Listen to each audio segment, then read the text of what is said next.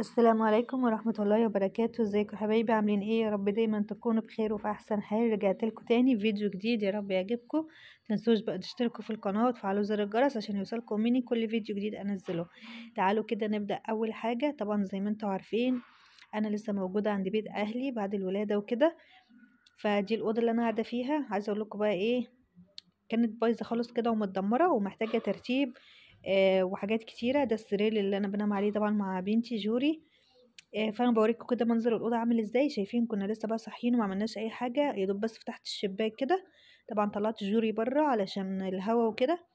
بصوا عايزين بقى نبدا كده نروق الاوضه ونشيل طبعا الدفايات دي، علشان انا من يوم ما ولدت وهي مفروشه فهغيرها.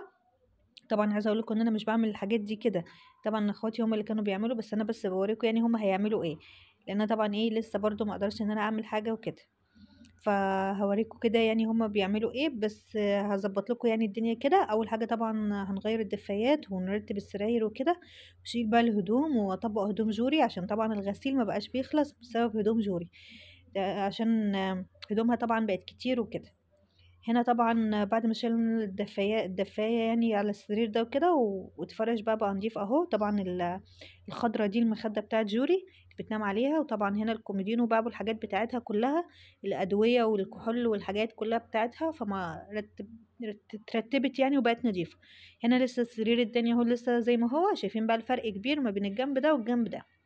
خلص برضو الأوضة كلها كده ونظبط الجنب ده ونطبق الهدوم زي ما انتوا شايفين كده. ده المنظر النهائي بقى بتاع الأوضة بعد ما خلصت كده. وطبقت بقى الهدوم بتاعت جوري وشيلتها مكانها. طبعا فرشنا السرير دفايات كده شبه بعض عشان يبقى الشكل حلو، والدنيا اترتبت وبقت مية مية. وطبعا الأرض اتكنست واتظبطت زي ما انتوا شايفين كده، بقت الأوضة متظبطة. طبعا معلش بس اعذروني لو صوتي واطي شوية او حاجة، لان لسه يعني شوية كده فايه يعني الدنيا لسه ما ظبطتش معايا.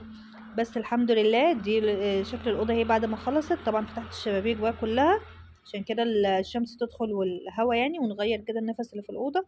ده شكل الأوضة كده بعد ما خلص. عايزة اقول لكم ان انا الحمد لله بقيت احسن بكتير من الاول، وجوري الحمد لله كويسة. حبيت كده ان انا اطمنكم عليها.